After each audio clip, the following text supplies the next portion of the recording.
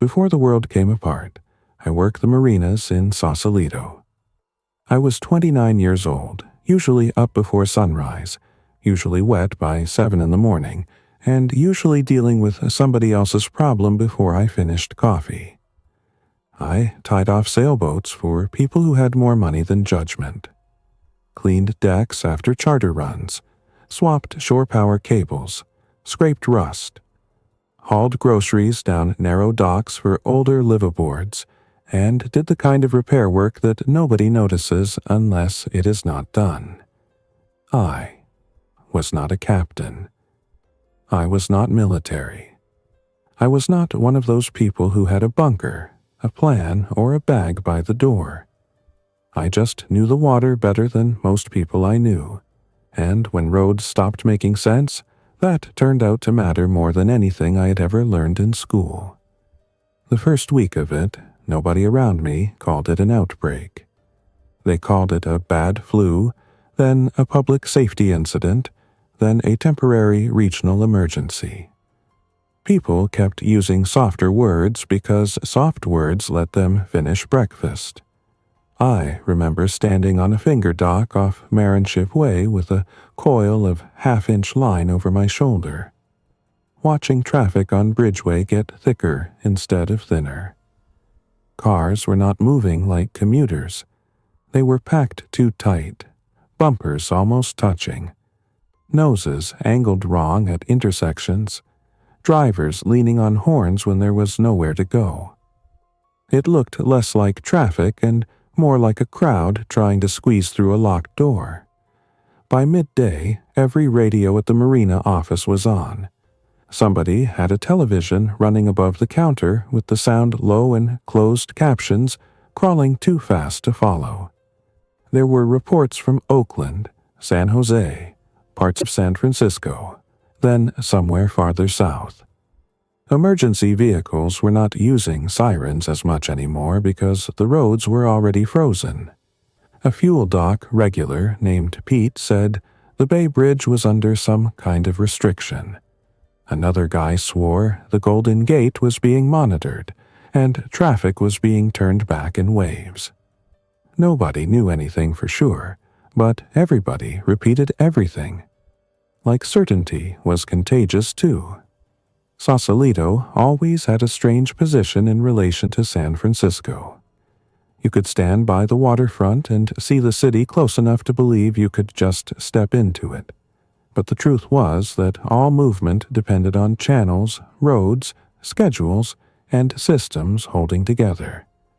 Once those systems bent, the bay stopped feeling scenic and started feeling like a barrier.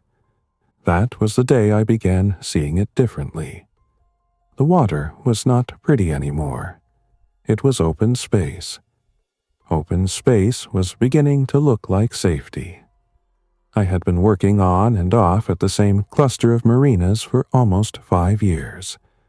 I knew which liveaboards paid late, which ones drank through lunch, which slips had bad power pedestals, which owners left keys where they should not, and which boats had not moved in months.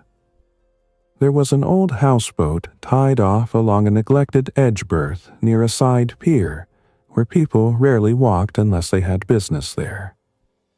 It belonged, at least on paper, to a marina owner named Warren Leland, a man in his 60s who had run one of those waterfront operations like a family kingdom.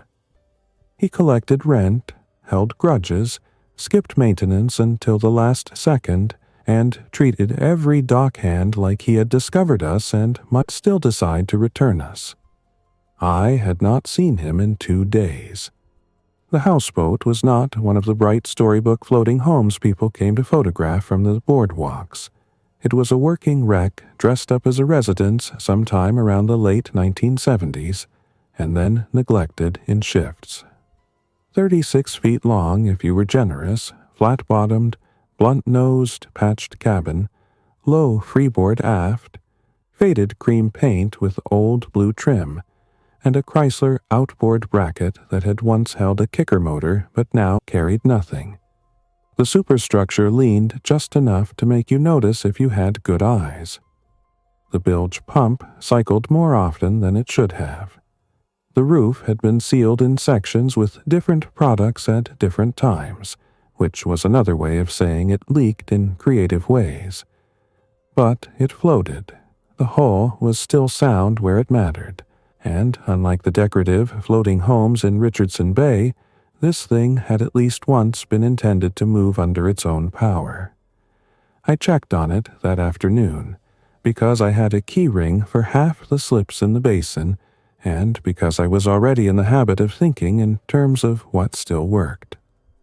The cabin smelled like old varnish, damp plywood, diesel residue from tools stored too long, and the faint mineral stink of bilge water. There was canned food in 2 lockers, 3 full propane bottles secured in a stern crate, a water tank that still had pressure, a rusting toolbox, spare dock lines, and a portable VHF radio with a dead battery in a drawer next to paper tide tables from 3 years earlier. I also found Warren's phone on the dinette bench. The screen was cracked. There were 6 missed calls from somebody marked daughter and 11 unread messages. I did not see Warren again. Later, I heard he had collapsed by the parking lot gate after an argument with a tenant trying to get out in a truck. Later, I heard a different version, that he made it home and never came out. In the end, it did not matter. By nightfall, ownership had started to become a theory people repeated out of habit. Possession was turning into the only law anybody could enforce. The second day was worse because everything that had looked temporary started acting permanent. Police units were still visible, but not in enough numbers, and not with any kind of pattern that made sense. Some were trying to direct traffic. Some were responding to calls nobody could hear from the waterfront except as distant sirens that cut in and out. Helicopters moved over the city side of the bay, then stopped. Ferries ran late and then disappeared from the schedule boards. Cell service worked in bursts. Everybody charged devices while they still could. Every conversation on the docks became about leaving, but the people who had cars could not get them moving, and the people with boats suddenly remembered that owning a boat did not mean knowing how to use one under pressure. By late afternoon, I climbed the marina office roof with a pair of binoculars that lived in the emergency cabinet. From there, I could see enough of the northbound approach toward the Golden Gate to understand the situation without hearing a single official word. Traffic had stopped being flow and turned into mass. There were lanes full in both directions, shoulder-packed, vehicles abandoned at angles, and what looked like a deliberate closure, or at least a barricade point farther south, where movement narrowed to nothing. Across the water, downtown San Francisco looked normal in the worst possible way. Buildings stood in the same clean lines they always had. The skyline was intact, but the roads around it were jammed, smoke lifted from somewhere south of Market, and no ferry wakes crossed the afternoon light. That evening, people from the city side started showing up any way they could. A few arrived in small boats, poorly loaded and overloaded both. One center console came in with 6 people aboard. No proper fenders out. No idea how to approach a dock in crosswind. The driver white-knuckled and wide-eyed. Another runabout hit a piling hard enough to shear a rail stanchion, and still the people aboard scrambled out like the impact had not happened. Nobody was coming for scenic refuge. They were coming because roads had failed, and the shoreline looked like a margin where rules were thinner. I went home to my apartment near the lower part of Sausalito and packed in less than 20 minutes. Clothes, work gloves, headlamp, rain shell, knife, small first aid pouch, 2 bottles of water, energy bars, My father's old revolver from the lockbox I almost never opened. I had inherited it legally after he died and hated keeping it, hated touching it, hated what it meant. But I packed it anyway because there was already enough evidence that the kind of people who stayed civilized only while lights were on were having a bad week. I also took a framed photo without thinking, realized what I had done, and put the frame back because glass was dead weight. I took the picture out and slid it between shirts instead. It was of my younger sister Nora and me standing on a public dock in Tiburon when we were kids, both sunburned, both grinning like summer never ended. When I got back to the marina, I found two strangers trying the latch on Warren's houseboat. One was a man in a windbreaker with a bleeding forehead, and the other was a woman carrying a duffel. They were not thieves in the usual sense. They were panicked people, hunting a place to stand still. That should have made it easier. It did not. "That boat occupied?" the man asked. "It is now," I said. He looked at the line in my hand, then at my work boots, then at the office behind me. "We just need somewhere overnight." "Not there."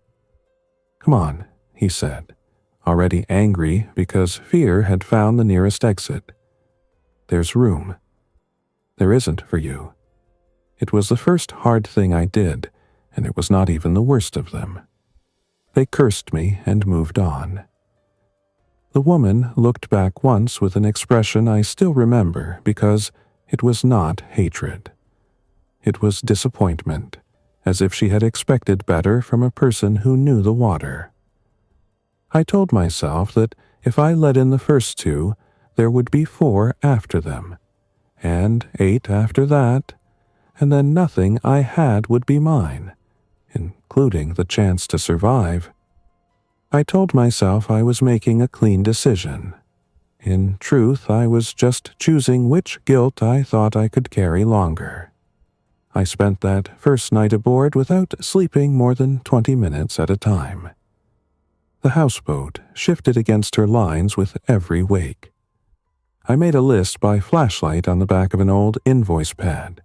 Water, fuel, batteries, bilge, engine options, food inventory, weather, charts, defenses, waste, mooring alternatives.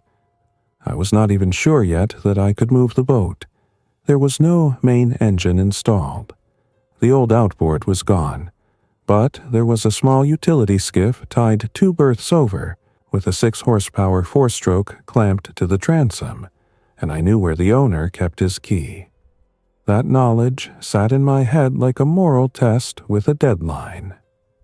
Around 2 in the morning, screaming carried over the water from the parking area by the main gate. It did not last long. Then a vehicle alarm started and kept going until the battery died. The next morning, I stopped pretending I was going to stay respectable about any of it. I took the skiff. I left cash from the marina, petty box, in a zip bag under the console, even though I knew nobody might ever collect it. That was my last gesture toward ordinary life. I used the skiff first to run supplies.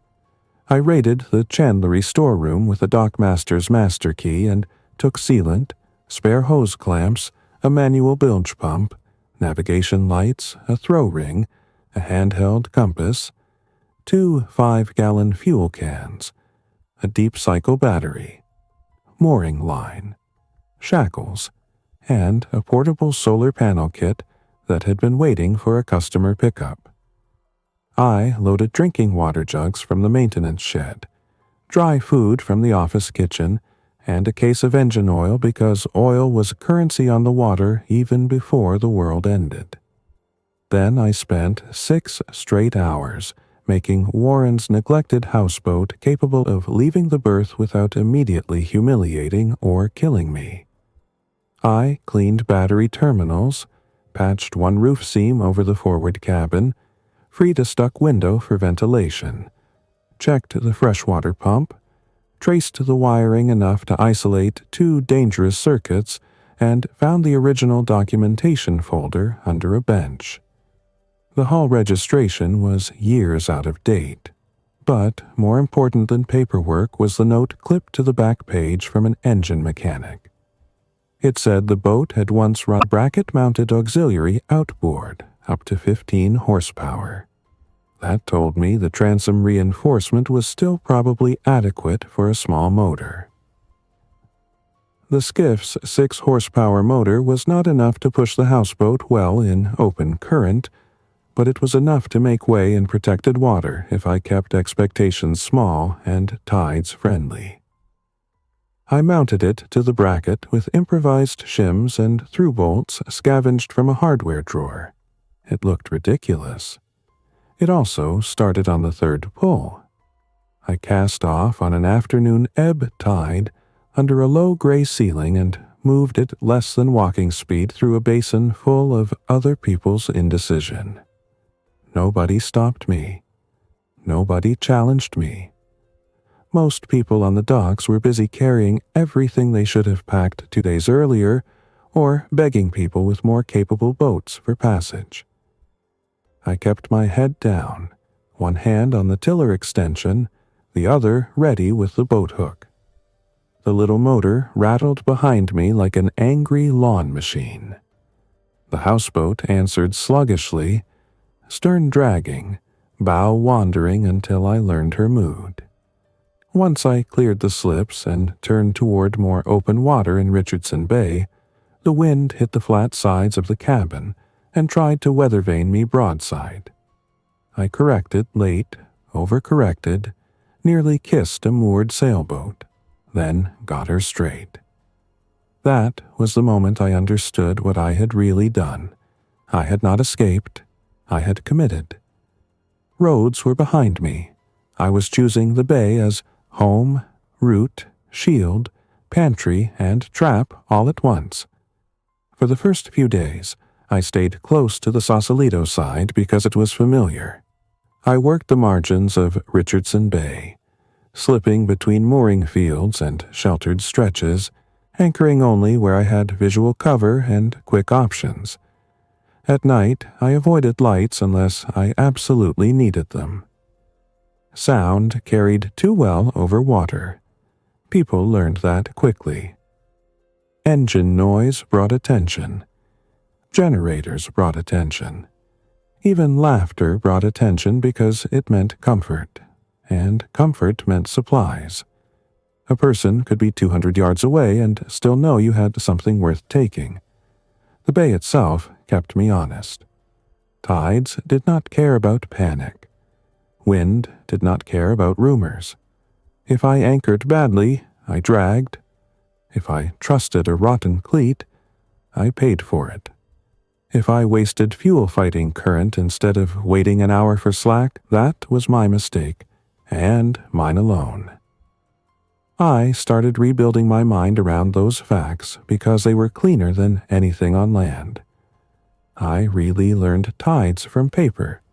I marked mud, eelgrass, and shoal areas I remembered from work. I stopped thinking of distance in miles and started thinking in exposure time, current, line of sight, and whether I could get out of a position if another vessel boxed me in. By the end of the first week, I had made the houseboat quieter, tighter, and harder to board. I rigged extra fenders along the vulnerable side and led spare lines in ways that would foul an attempted close approach if somebody came in too fast. I added a simple interior bar to the cabin door using a length of hardwood and U-brackets from a locker. I stored the revolver where I could reach it, but not see it unless necessary.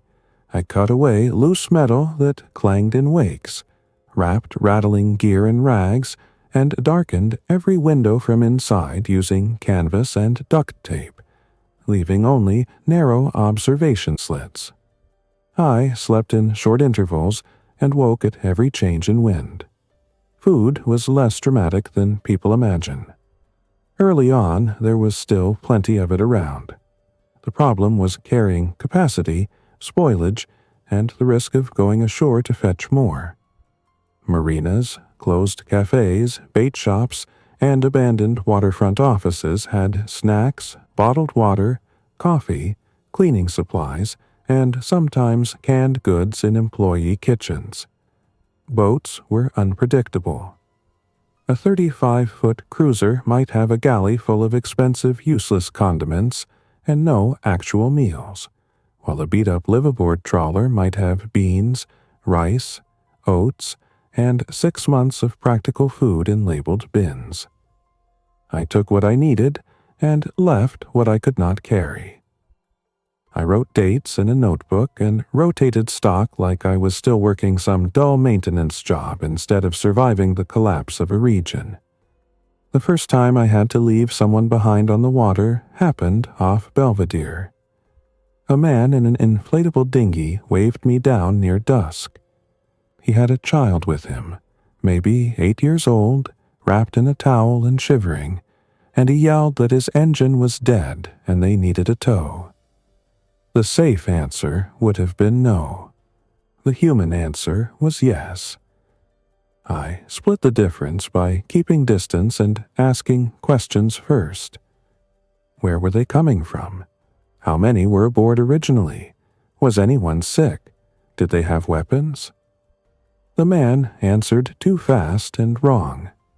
He said, "Just us," before I saw the second dinghy low in the chop behind a moored sailboat, and then a third figure rose in it. That was enough. I cut throttle, shifted my angle, and backed water before they could close.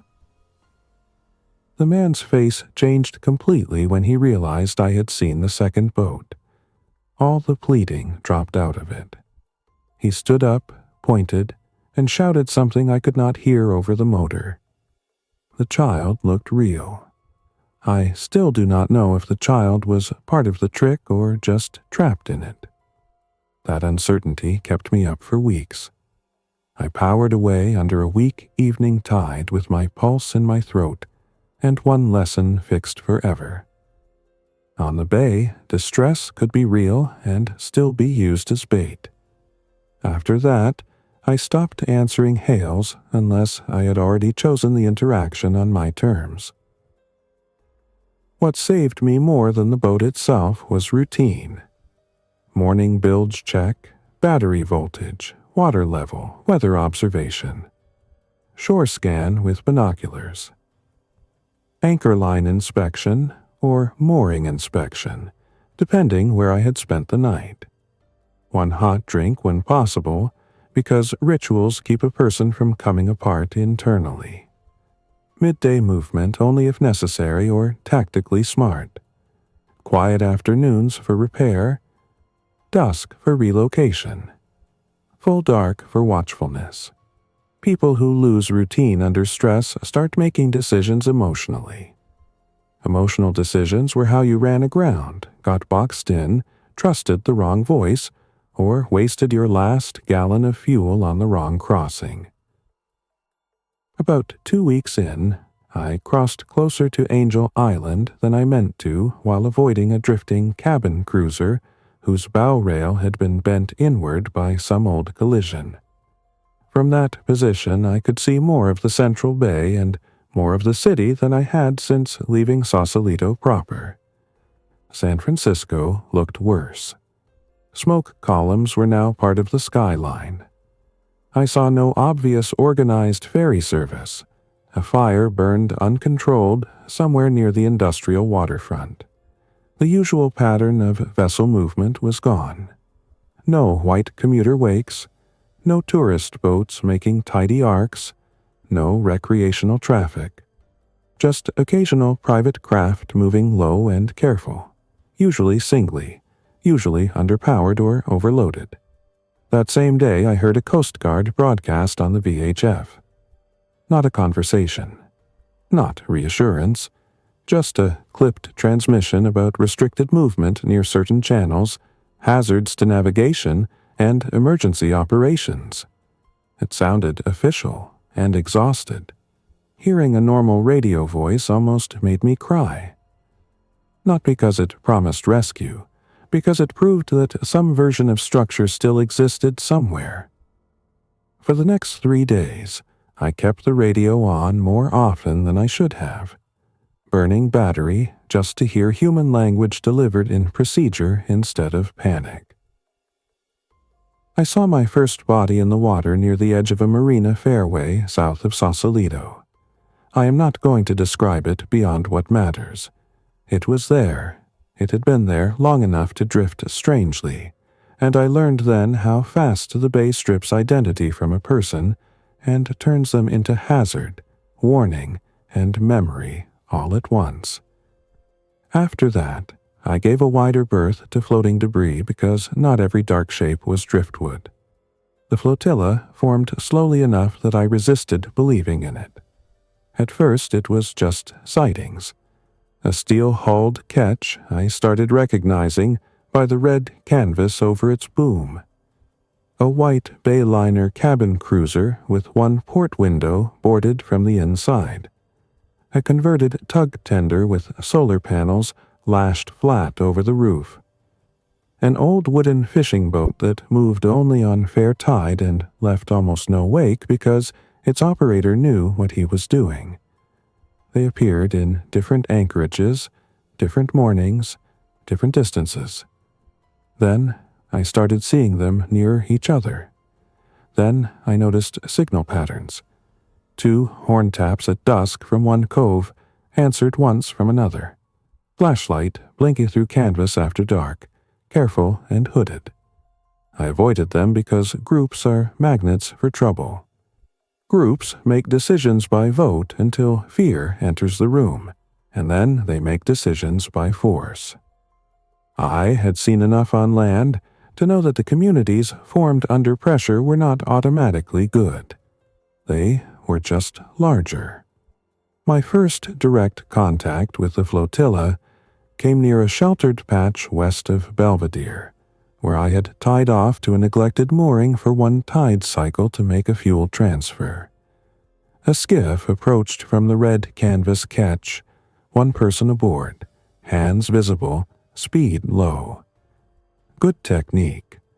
That mattered more to me than the white cloth he had tied to an oar like some amateur truce flag. He stopped well outside boat-hook distance and called, "You Megan?" I froze because I had not given my name to anyone in days. "Who's asking?" "Luis Ortega," he said. "Used to run diesel service out of the Sausalito yard. You patched my shaft log on the Reina last spring." I remembered him after a second. Mid-40s, compact build, mechanic's shoulders, always smelled like fuel and orange hand cleaner. He had helped half the waterfront at some point and talked like a man who hated drama because engines already provided enough. Seeing a familiar face hit me harder than I expected. "You alone?" I asked. "In the skiff, yes."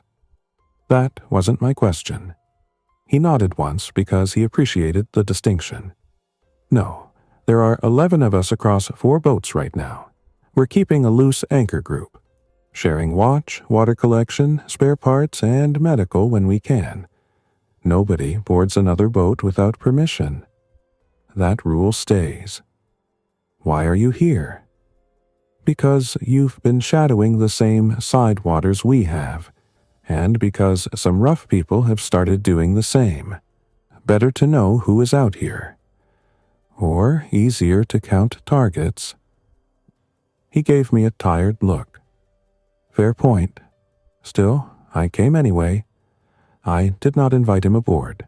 We talked at distance. He told me about the others in broad strokes.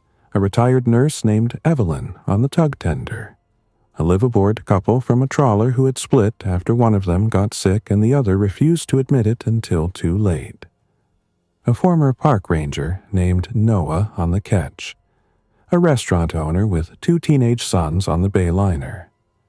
Enough competence, enough damage, enough need to look like the beginning of a village if a person squinted.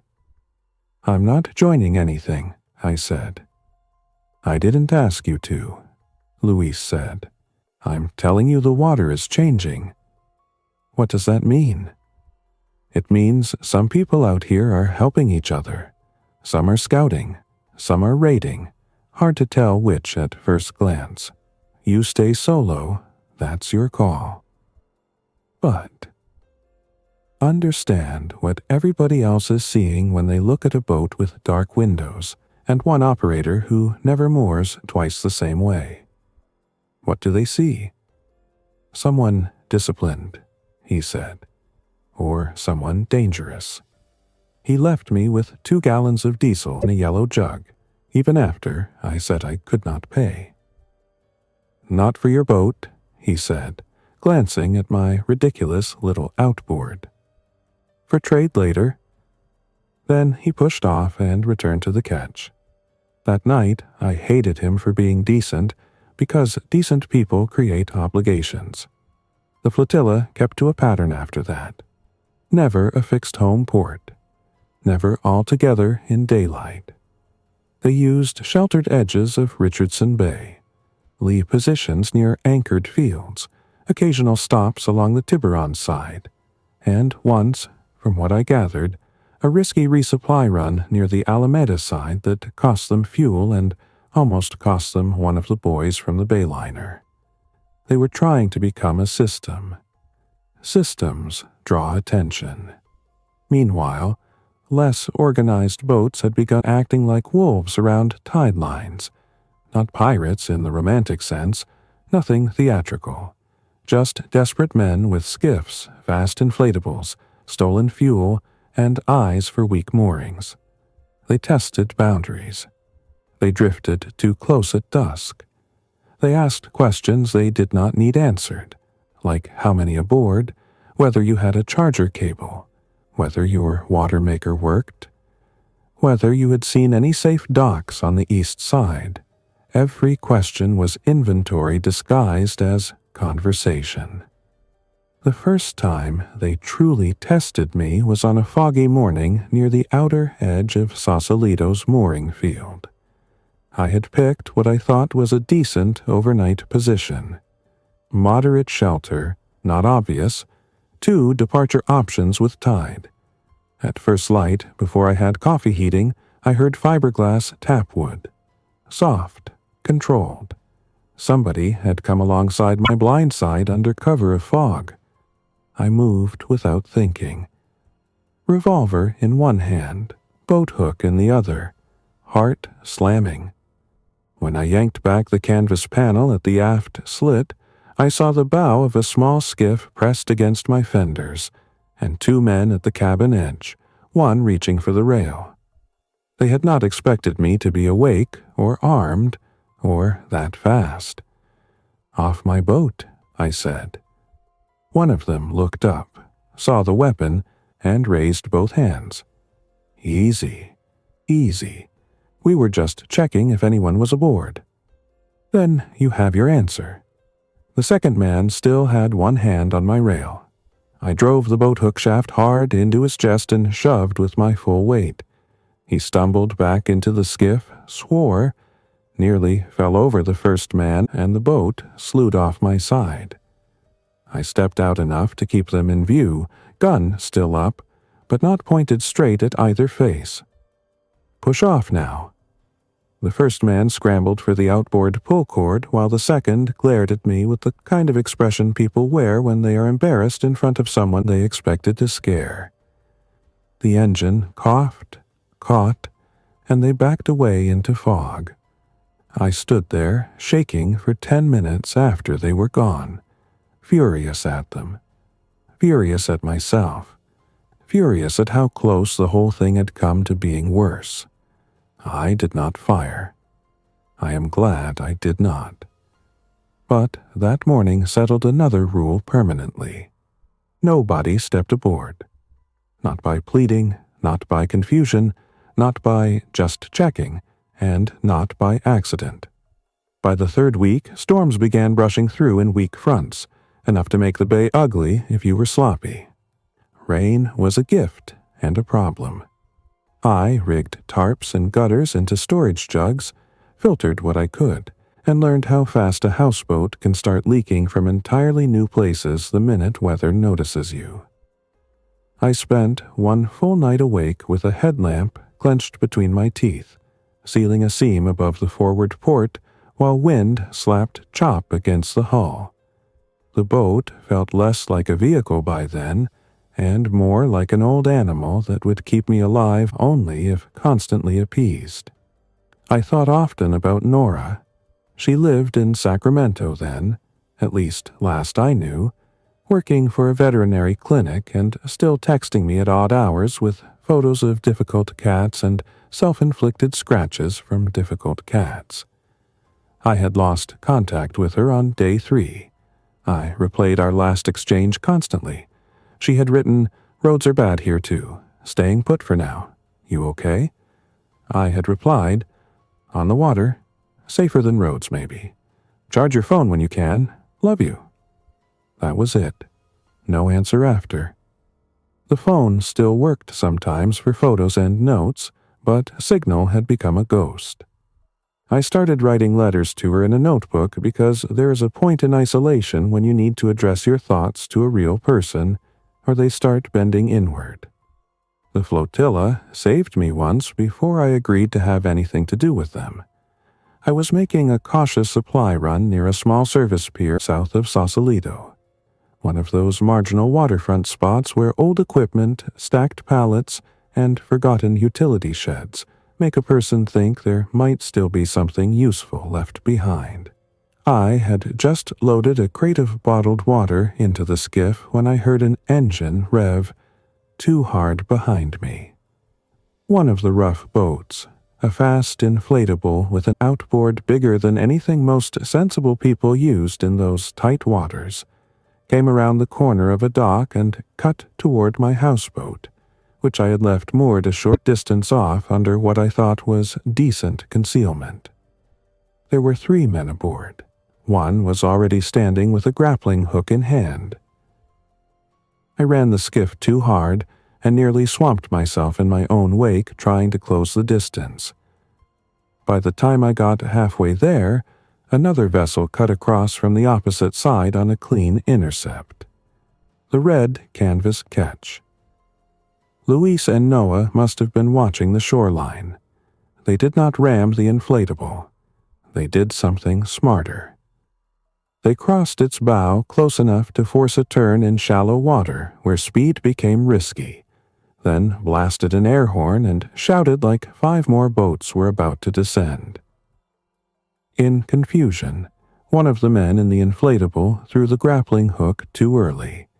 It caught his own rail, tangled his line, and brought enough chaos for me to reach my houseboat first and get aboard. The inflatable backed off, maybe because they had misjudged numbers, maybe because they preferred easy marks, maybe because the bay punishes fights that attract a crowd. I never found out. Luis came abeam at distance and shouted, "You done being independent?" I shouted back, "I hate you." He laughed once and peeled away. That night, for the first time, I anchored in loose company with the flotilla. Not tied together, not social, just within sight lines. Close enough that if somebody made an approach under darkness, more than one set of eyes would catch it. I expected relief. What I felt instead was tension of a different kind. Groups have sounds, small impacts, murmured conversation. A pan lid set down carelessly on one boat and heard by all. Somebody coughing. Somebody crying quietly because they think everyone else is asleep. Shared anchorages magnify humanity whether you like people or not. I lay awake listening to those sounds and realizing that loneliness had become familiar enough to feel safer than company.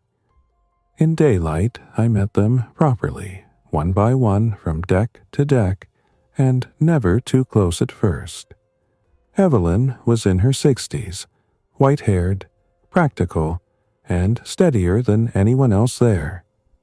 Before the collapse, she had been a trauma nurse in San Francisco for decades, then per diem after retirement, because, as she put it, she never learned how to sit still and be decorative. She ran the tug tender like a clinic crossed with a tool shed. Her medical supplies were not endless, but they were organized, inventoried, and guarded more seriously than food. Noah had worked as a ranger in the Marin headlands, and brought the kind of calm that only comes from long practice watching weather and bad decisions approach from a distance. The restaurant owner was named Amir, and his sons, Sami and Farid, were 16 and 14, both too thin by then, and trying hard to look less frightened than they were. There were others drifting in and out, but those became the core people. Nobody asked me to surrender my boat. Nobody pushed for group ownership. In fact, the flotilla's survival depended on the opposite. Each vessel remained sovereign, if you want the fancy word. Shared resources were negotiated, never assumed. Watches were volunteered, not assigned by some pretend council. That was the only reason it worked at all. The water made collectivists honest very quickly. If a person did not maintain their own hull, their own lines, their own waste, their own fire safety, they endangered everyone else. Still, community brought compromises. We established distance rules after dark, no unannounced approaches, no headlights or work lights except emergencies, no trading information about another boat's inventory without permission, and one absolute law. Nobody brings unknown passengers into the group anchorage. That law came after Amir made the mistake I had always feared. He found a woman on a drifting day sailor off Angel Island, dehydrated and alone except for her husband, who was feverish under a blanket. Amir did what most decent people would do. He took them under tow and brought them near the group. Evelyn assessed the husband from boat-to-boat distance first, and saw enough immediately in his eyes and movements to start swearing under her breath. What followed was confusion, shouting, one failed attempt to transfer medicine, and then a frantic effort to push the day sailor back off before the man could lunge at his own wife again. The scene ended without anyone else being hurt, but it ended the illusion that mercy could be improvised casually. Afterward, Amir sat on his foredeck, with his head in his hands while his sons avoided looking at him. Nobody blamed him out loud. That made it worse. Weeks passed. The bay changed from emergency theater into a harsher kind of routine. Shore fires became less frequent because there was less left to burn or fewer people left to start them. Gunshots on land came rarely, and then not at all, at least in the areas we could hear from water. Large vessel movement nearly vanished. Wind and tide took over as the loudest authorities again. We learned where gulls gathered around floating trash, where harbor seals hauled out undisturbed, which docks were worth checking, which marinas had turned dangerous because too many desperate people had clustered there, and which stretches of shoreline were eerily empty in the way only places stripped by repeated scavenging become. I became useful to the flotilla because I knew marinas mechanically.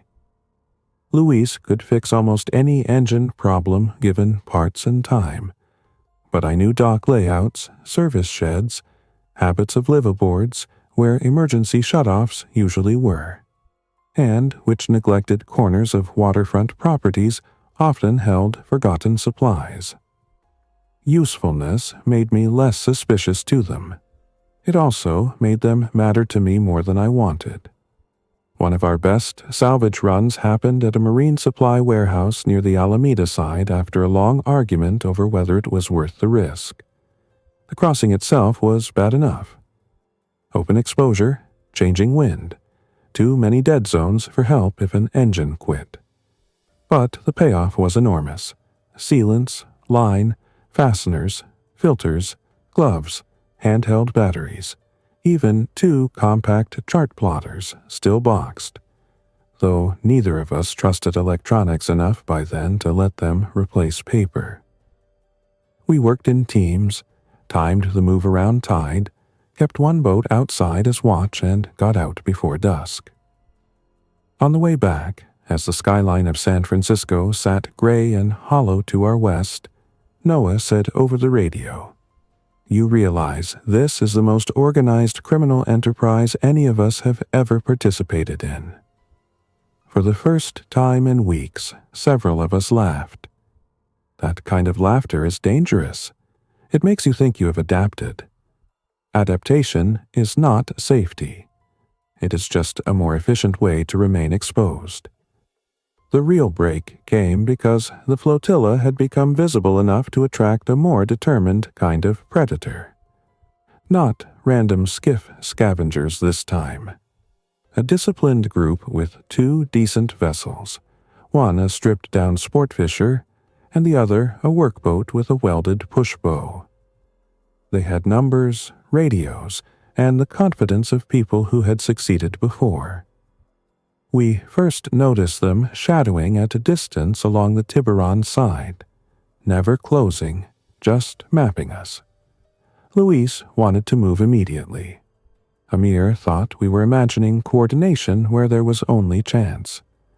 I believed Luis because I had seen that kind of patience in bad men before the world ended. Not patience for repair or labor or weather.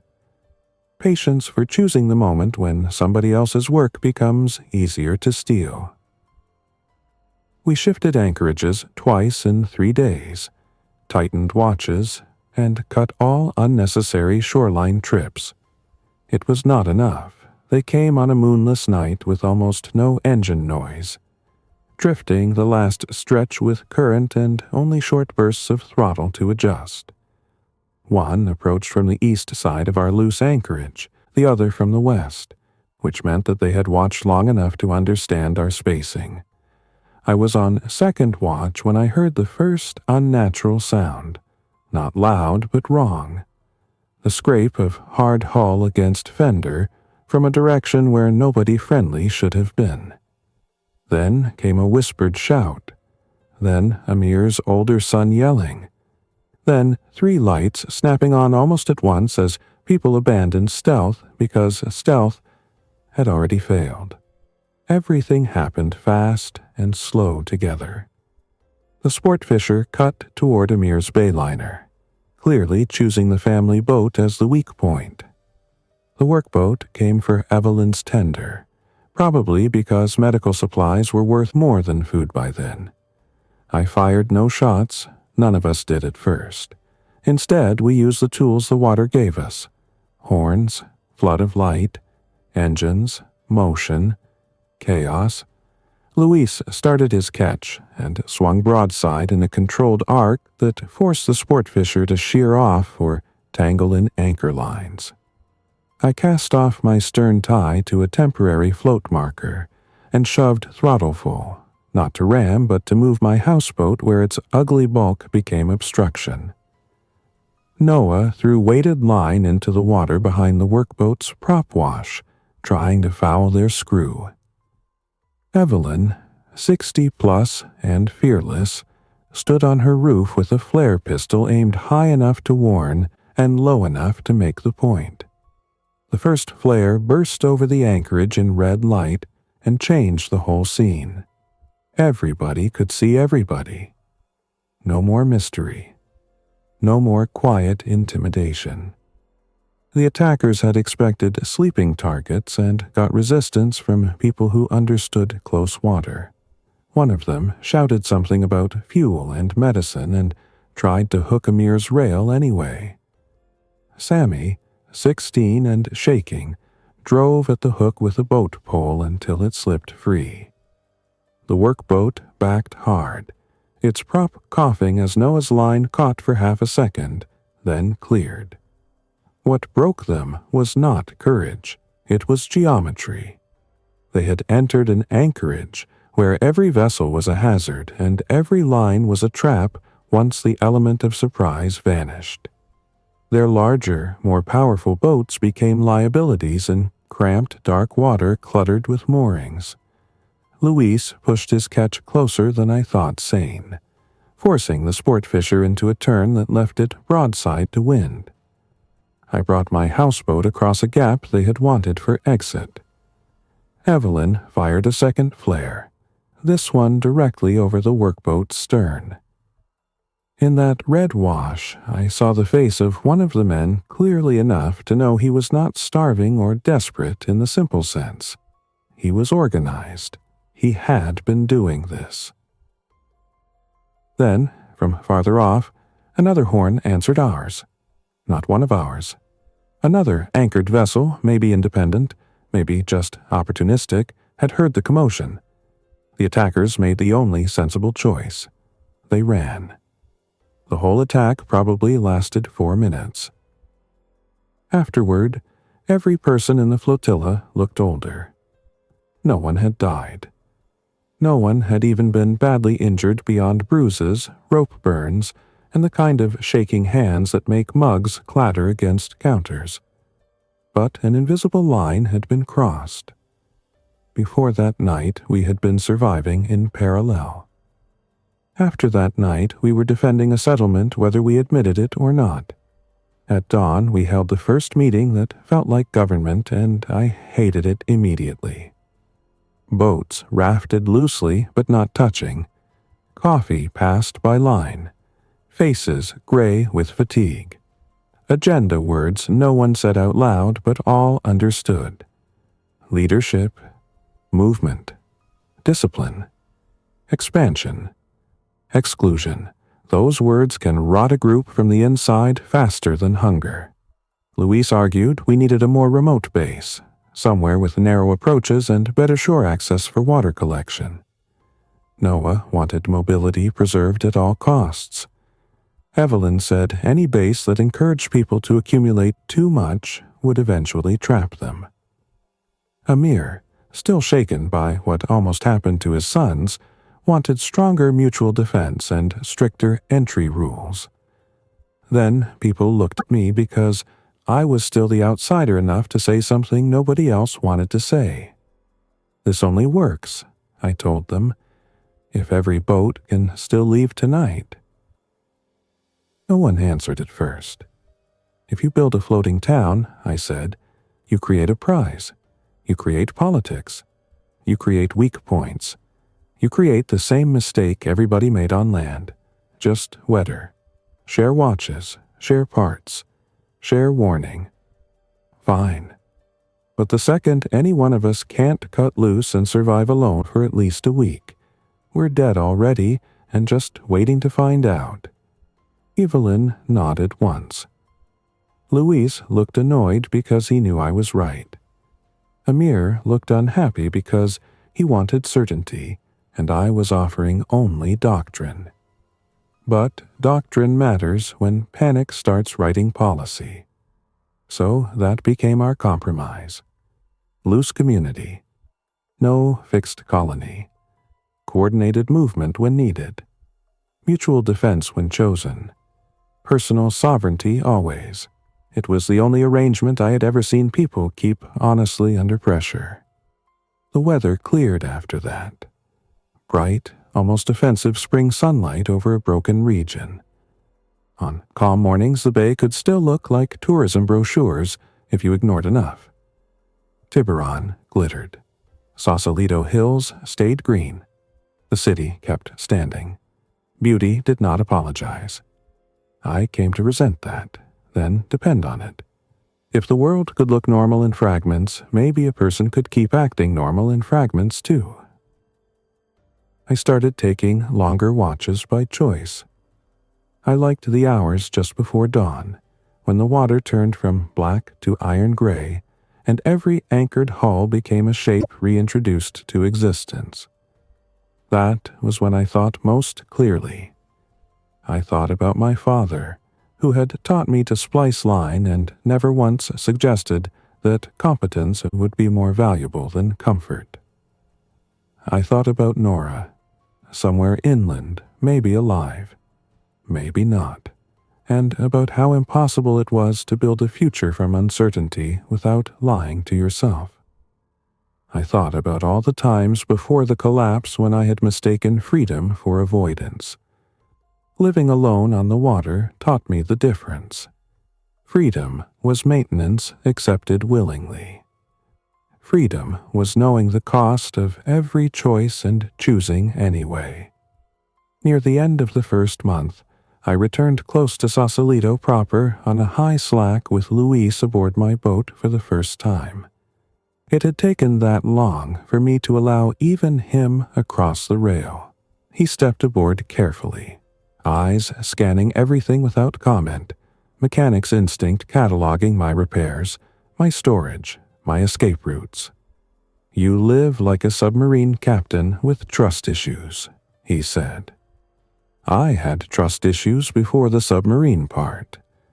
We had come for one reason: my apartment. I knew the odds were bad. I knew it was sentimental.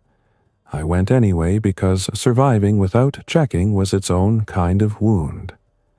We tied off in concealment behind an abandoned service float and moved inland on foot for less than 15 minutes through streets that looked paused rather than destroyed. Doors open, cars skewed, broken glass where people had rushed exits. No crowds, no noise except wind and the distant clank of an unsecured halyard somewhere in the marina district. My building door was ajar. Inside, the hallway smelled stale but not rotten. My apartment had been entered already, drawers dumped, closet pulled apart, laptop gone, kitchen raided. But the strange thing about theft is that it can leave the important things because the important things are rarely the obvious ones. In the back of a cabinet above the refrigerator, wrapped in a dish towel, was the old battery bank Nora had given me 2 Christmases earlier, after mocking me for always killing my phone. In the bathroom cupboard there were antibiotics left from a dental procedure. In a drawer under winter sweaters, I found the small waterproof pouch with my mother's ring inside, the one thing I had forgotten existed until I saw it.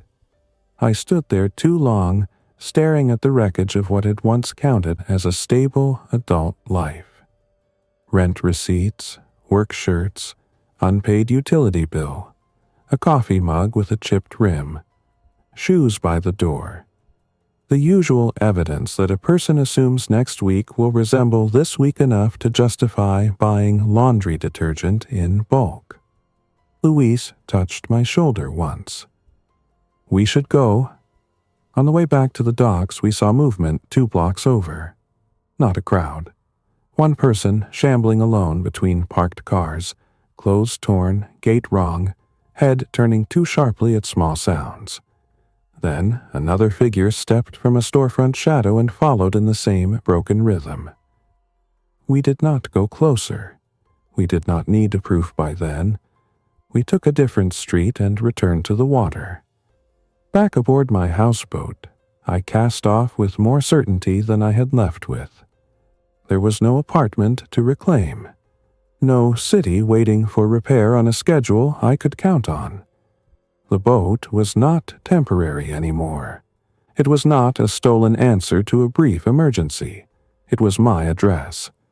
That evening, the flotilla spread out wider than usual under clear weather, each vessel in its own chosen pocket of safety, visible but not clustered. From a distance, we probably looked like unrelated boats waiting out tide. That was exactly the point. I cooked rice and canned fish on the propane stove and ate in the cockpit with a blanket around my shoulders, watching light drain off the Marin Hills. Over the radio, brief check-ins passed from boat to boat. All quiet, anchor holding, copy, all quiet. For the first time since leaving the dock, I let myself imagine the future in something longer than 72-hour slices. Not rescue. I had stopped expecting helicopters and orderly restoration. Not reunion either, though I had not given that up. Something simpler. Seasons, maintenance cycles, trade. Learning which coves were safe in a summer wind and which became traps in winter storms. Learning which people could be trusted within limits. Accepting that limits were not failures. They were structure. I also accepted something else that night. I was never going to become the generous version of myself I used to assume was hidden somewhere under stress, waiting to emerge nobly. Stress does not reveal a secret saint. It reveals a person's operating system. Mine turned out to be caution, competence, memory, and a hard perimeter. I could help. I could trade. I could stand watch for others. I could even love people, in the practical tense of keeping them from being boarded in the dark. But I was never again going to let anyone step onto my boat because they smiled right or sounded desperate enough or accused me of selfishness. The bay had taught me that friendship and piracy often approached in the same hull. A few nights later, during a calm moonlit watch, Sami from Amir's boat called softly over the water and asked if I was awake. I said yes. "How do you know who to trust?" he asked. I thought about it for a while before answering. "You don't," I said. "Not completely. You just learn what risks you're choosing." "That sounds bad." "It is bad." He was quiet. Then he said, "Then how do you stay with people at all?" I looked out across the black water at the scattered anchor lights we allowed ourselves now, each one dimmed and hooded, each one representing a person who could leave by dawn and still had chosen to remain within sight for one more night. "Because alone can keep you alive," I said. "But it can also make you stupid. People help you notice things. They help you stay human. You just never confuse that with safety." He did not answer for a moment. Then he said, "Okay, that was the kind of lesson the bay gave us. Not hope exactly, not comfort, working truths, heavy ones. Months later, if anyone had asked where I survived the first stage of the outbreak, I would not have said Sausalito, even though that was where it started for me. I would have said Richardson Bay on a patched houseboat with a 6-horsepower motor that should not have been enough. I would have said in the tide windows between fear and fatigue. I would have said among careful people who stayed separate on purpose and defended each other only when choice, not sentiment, made it necessary. I would have said I survived because water remained open after bridges closed, and because open is not the same as safe, but sometimes it is the only road left. And if they asked whether I stole the boat, I would tell the truth. Yes, I stole it from a dead man whose name was still on paper, while the world that honored paper was collapsing around us. I stole it because I understood one thing earlier than most of the people on land did. Access matters more than ownership in a breakdown. Mobility matters more than pride. Maintenance matters more than plans. And the person who survives is often the one willing to make one ugly decision early enough that it prevents 10 worse decisions later. I still think about that first couple at the dock, the ones I turned away.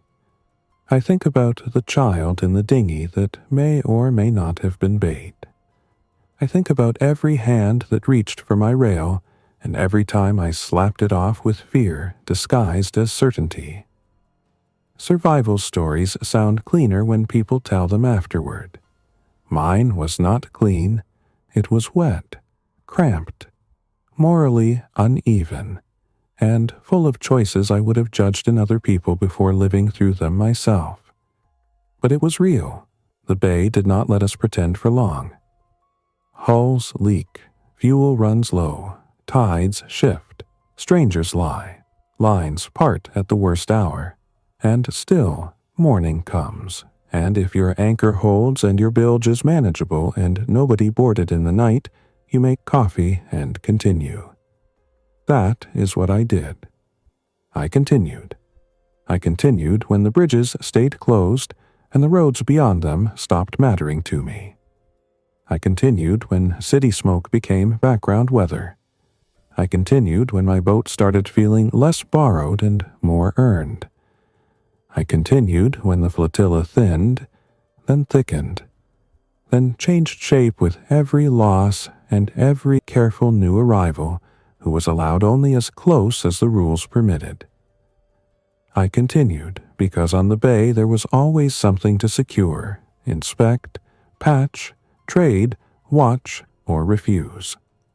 Constant work is one of the best defenses against despair. Despair likes idle decks. So, this is the plain truth. I survived the zombie outbreak in a houseboat after the bridges closed because I knew docks, because I moved before most people accepted they needed to, because I learned the bay faster than it could punish me for ignorance, and because I never again mistook proximity for trust. I lived in a floating shell of plywood, rust, sealant, and stolen luck. I slept light. I traveled quiet. I kept my windows dark and my engine smaller than my fear. I joined others without surrendering myself to them. And every night, before I barred the cabin door and checked the water around my hull one last time, I reminded myself of the rule that had kept me alive from the beginning. No one steps aboard